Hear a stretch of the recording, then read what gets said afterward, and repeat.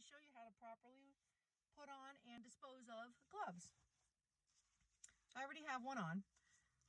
I like to get it as far down as I can around my wrist to get a good amount of coverage of my wrist. Small, medium, large, or extra large. So find the size that fits you the best. I like mine to be snug. I don't want them very loose. So these fit good for me.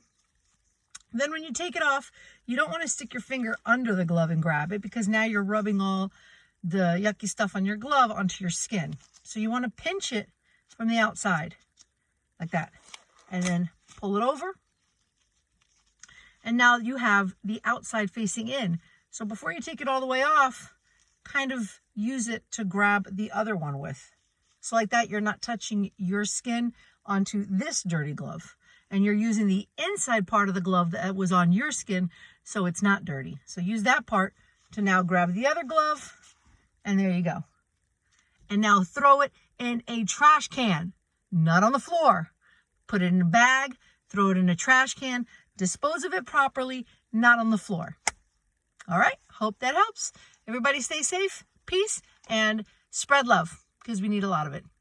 Take care.